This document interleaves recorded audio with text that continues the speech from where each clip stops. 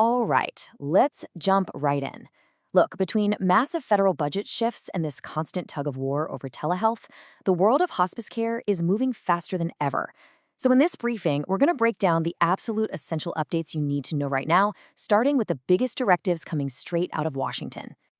So here's what we're covering today. We'll kick things off with those big directives from Washington and how they're feeding into that telehealth tug of war. Then we'll zoom in on industry news and some headwinds we're facing. But it's not all challenges. We're also going to celebrate the incredible strength of our community. And we'll wrap up by showing you exactly how your voice can help shape what happens next. Okay, first up, Washington's new directives. Let's get into the legislative shifts from DC that are absolutely going to impact funding and, how every single one of us operates day to day. Yeah, the biggest piece of news is the signing of H.R. 1, the reconciliation bill. And that number you see, it is just staggering. The Congressional Budget Office is projecting this will lead to a $1 trillion reduction in federal Medicaid spending over the next decade. $1 trillion. For us, this means new guidance for CMS is on its way, and that could directly hit reimbursement rates and operational requirements. This is a massive, massive shift we all need to be watching very closely. Now, on a more immediate note, some good news. The 43-day government shutdown is finally over. Phew! The president signed what's called a continuing resolution. It's basically a stopgap spending bill to keep the lights on, and this one funds the government through January 30th, 2026. This gives us some much-needed stability for now, and, importantly, it ties directly into one of the most confusing topics in our field right now, telehealth. And that funding bill leads us right here to the telehealth tug of war. I know this has been a source of so much confusion, with different rules on different timelines. So let's untangle this mess and get some real clarity on the situation. First off, let's talk about prescribing controlled substances. As you can see from this timeline, it has been a constant back and forth.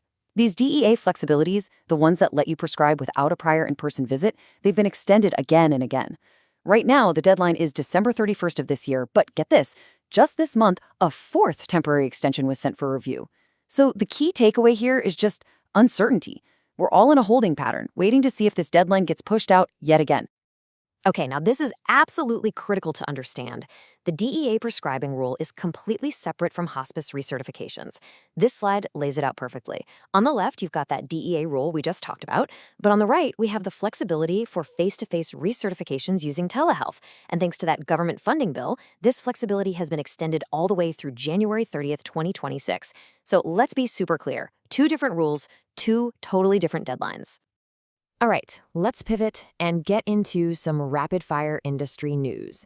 We're going to talk about major threats, some really crucial advocacy wins, and a few trends that are bubbling up right now. First, a huge advocacy update.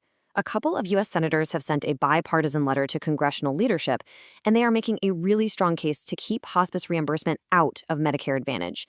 This is a huge deal, a significant effort to protect the hospice benefit structure we have now. It's just a powerful example of advocacy in action.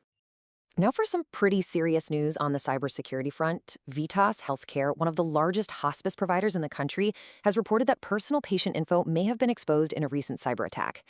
This is such a stark reminder that these digital threats are a real and present danger for all of us. It just makes data protection more critical than ever before. And just a couple more items to keep on your radar. First, with those budget changes we mentioned, it is so crucial to stay vigilant about payment and regulatory shifts happening everywhere. And second, CMS just released its third quarter results for the Targeted Probe and Educate process. That's their audit program for new high-risk hospices. It's definitely worth taking a look at that data to see where CMS is focusing its attention. After covering all those heavy challenges, I really want to shift our focus to the incredible, inspiring work being done within our local communities. This is where the heart of hospice truly, truly shines.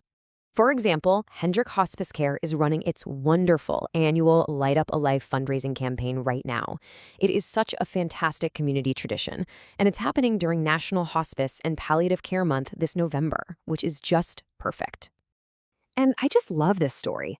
Students in the Sherman Independent School District spent their time volunteering to bring a little holiday cheer to those who need it.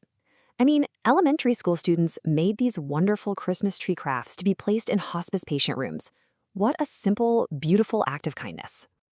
And all of that community spirit brings us to our final section. Because, progress doesn't just happen on its own. It's driven by people like you.